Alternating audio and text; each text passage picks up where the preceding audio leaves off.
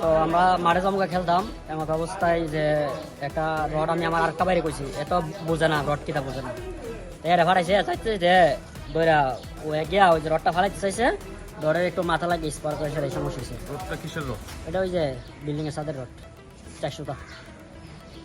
এখানে কারেন্ট লাগানো ছিল? না না কারেন্ট তো ওই যে 440 লাইন 11,000 ভোল্টেজের লাইন আমার বাড়ির সামনে। আমি আবেদনও দিছি তার কভার করার জন্য, এরা কোনো রেসপন্স এখনো দেয়নি। পল্লী বিদ্যুতের গাফলতির কারণে এই ঘটনাটা করছে।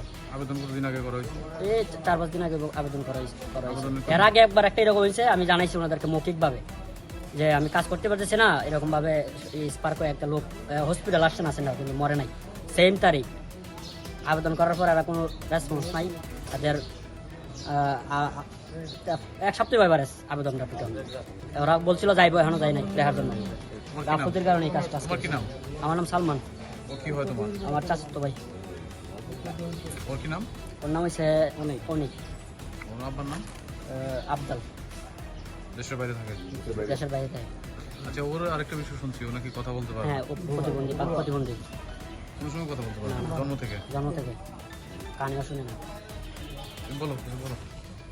আমি আপনার ব্যবসায়ী তো আছি। আমি যখন আমার এক মুক্তার ভাই বলতেছে কোনো খবর করে কিছু শুনছো না, আমি না, তোর ভাই তো মারা গেছে কারেন্ট লাগে। পরে আমি দৌড়ে আসছি না।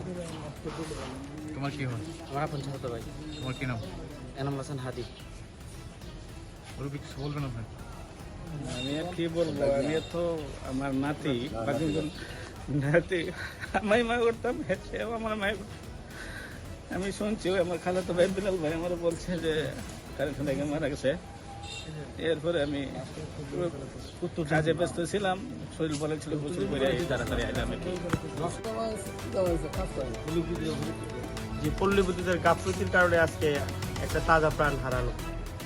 প্রায় বিল্ডিং এর বাড়ির ছাদের উপরে দিয়ে আপনার বাড়ির সামনে দিয়ে এইরকম 440 লাইনগুলো গেছে।